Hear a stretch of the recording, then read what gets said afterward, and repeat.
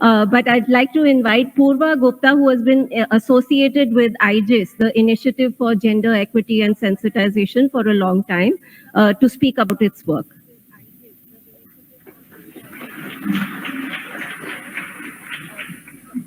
Good evening, everyone. As a PhD student in STEM at IIT, I can't help but start with some statistics. So, when we look at the gender profile of IIT Delhi, the share of females is 20% in BTech, 17% in masters, and just 11% in STEM faculty. That makes it quite evident where we stand in terms of gender distribution. But why are we so concerned about the gender imbalance? I mean, as long as the research is good, the student quality is meritorious, how does it even matter? Because representation matters. Did you know that heart attack symptoms for women are different than men?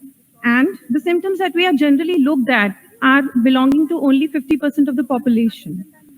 City zoning usually separates office and residential spaces based on male movements, but we do not consider the perspective of a caregiver comprising mostly women who need these spaces integrated. Perhaps there is no malaise or purposeful exclusion of women's perspective. It is just that historically policymakers, doctors, researchers have all been men, and so the decisions, the data, in fact, the entire worldview is based on male perception. We need to bring diversity to the table for better problem solving. At IIT Delhi, we have IGES, Initiative for Gender Equity and Sensitization. It is an all-inclusive gender sensitization and support cell. Its mandate is to create an equal, inclusive, and gender-just educational environment. In order to achieve this, IGES regularly organizes gender sensitization workshops, acts as the first stop for sexual harassment and gender discrimination issues and complaints, advises the Institute on gender-related matters and policies. IGES has launched the compulsory POSH e-modules for faculty and students.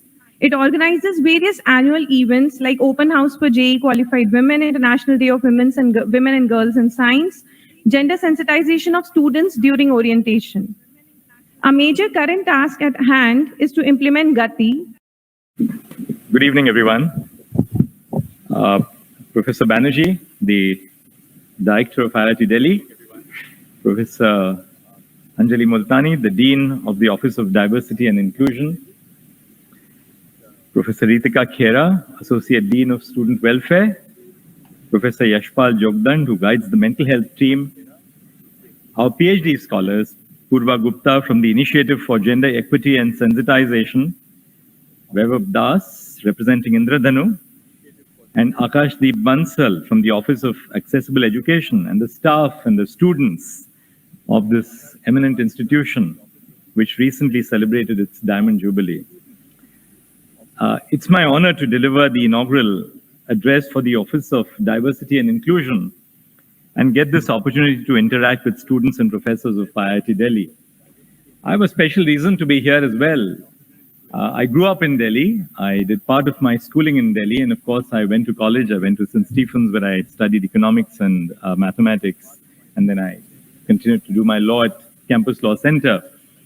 And traveling by the ubiquitous DTC routes, I would pass by IIT when the conductor would normally proclaim that IIT Delhi has arrived. I always looked with a little bit of what could have been at these hallowed halls of IIT, which I never was able to enter, and looked at them with a certain degree of trepidation and awe. And it's with that sense of trepidation and awe with this Hall of Excellence that I've ventured to accept this invitation and speak to you and share some of my thoughts this evening. Today marks really a very special day for all of us as we get a chance to celebrate the 4th anniversary of the Supreme Court's decision in Navtej Singh Johar. While the decriminalization of Section 377 of the Penal Code has enabled queer people to emerge as legally empowered citizens and demand their rights rightfully and proudly, structural changes are still needed